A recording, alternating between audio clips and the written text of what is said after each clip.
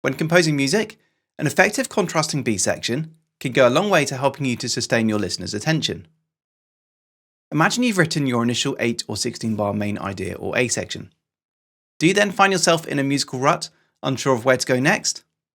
Today we're going to look at how you can compose an effective B section, a contrasting musical idea which can not only help you to extend your piece, but also help to give your listener an even more powerful emotional experience.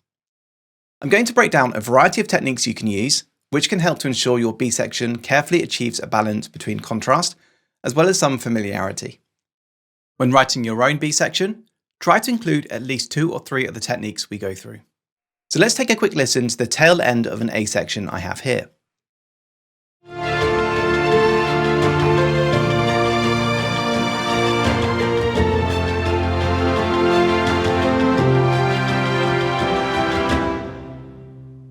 So overall, I want this next section, the B section, to contain contrasting musical features, yet still keeping a couple of familiar elements from the first part.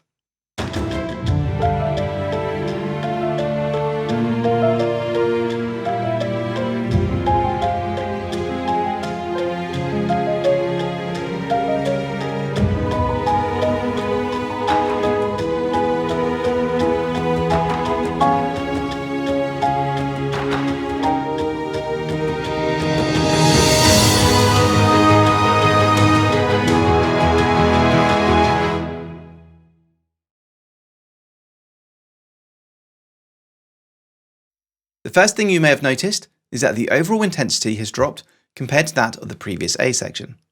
Bringing the overall energy down by firstly stripping out some of the instruments, in this case the brass section, can help to focus your listener's attention, forcing them to listen in more closely. Another easy way to bring down the intensity is to reduce the complexity of the music as well.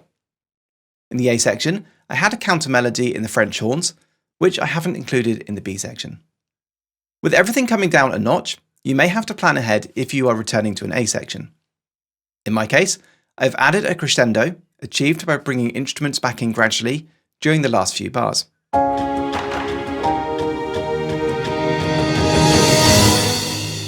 If you want to grab my handy checklist for composing a B section, check out the link below.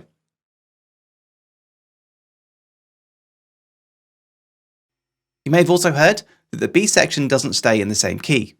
It starts in D minor, like the original A section, but after 2 bars begins to move between keys every couple of bars.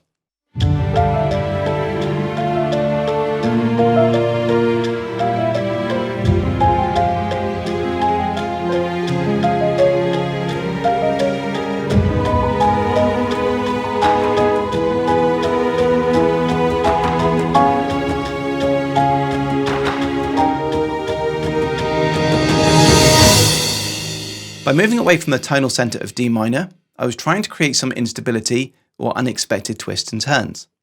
You don't quite know what's coming around the corner. You don't have to modulate frequently either. One trick is to move to the relative major or minor key compared to your initial A section. Another way to add contrast is to simply move away from the main melodic material from your original A section. The original melody in the A section had this motive that rises and then falls.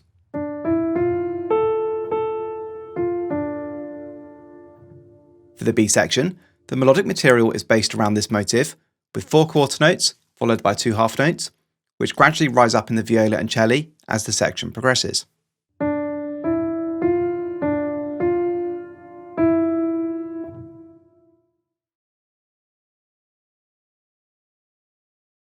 As well as contrasting elements, you want to make sure that there are 1 or 2 musical elements that are present in both sections in order to maintain a degree of cohesiveness as well. You want the 2 sections to feel different, yet also that they still belong to the same piece of music. I've used the ostinatos in the violins from the original A section to help with this, taking the general shape of a descending pattern and giving them to the piano instead.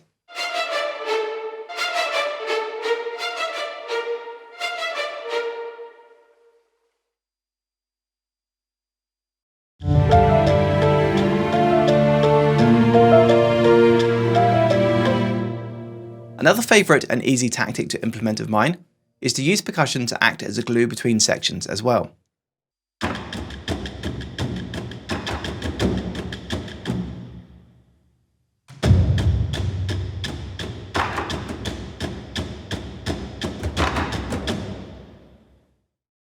Okay, so let's take a look at another version of a B section, which I have written for the same track. Another effective way of achieving contrast is to vary the overall feel of your music. My preceding A section featured a legato melody, a smooth melodic line played in the strings. To contrast, I've opted for having a short staccato feel, using staccato strings as well as a men staccato choir patch.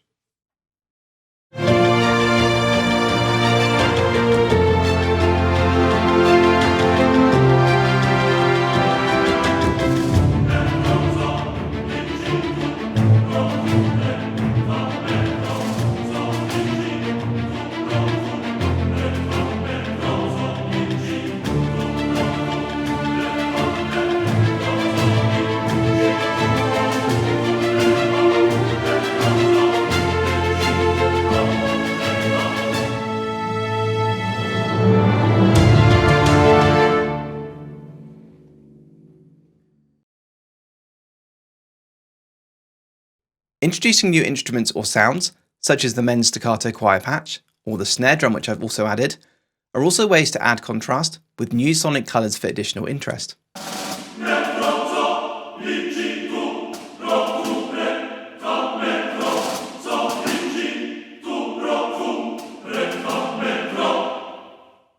Again, in an effort to keep some cohesiveness, I've stayed in the same key of D minor for this B section, although with a different chord progression compared to the original A section. For some added continuity, you can hear that I've also used the same stick percussion pattern from before as well.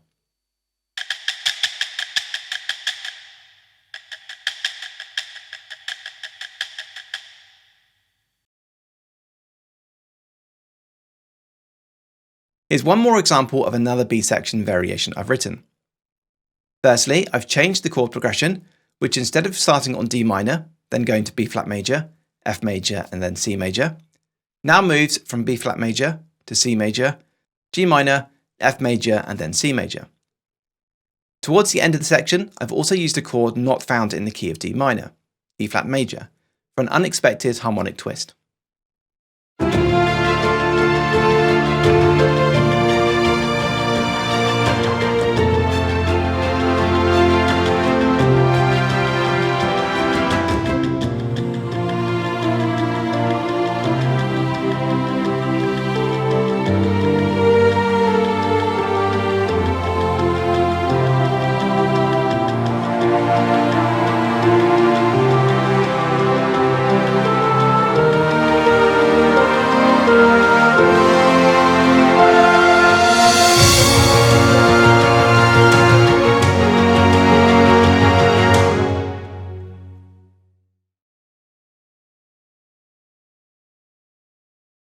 Here's the whole track with the original B section version, so you can hear how it works in context with the rest of the piece.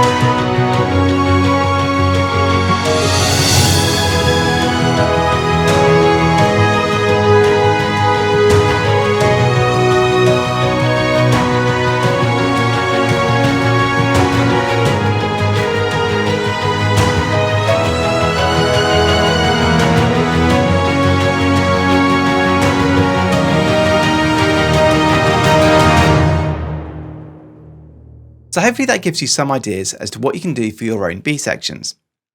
If you're struggling with coming up with an effective melody for your A section, check out this video here for some handy tips. Thanks for watching, and see you in the next video.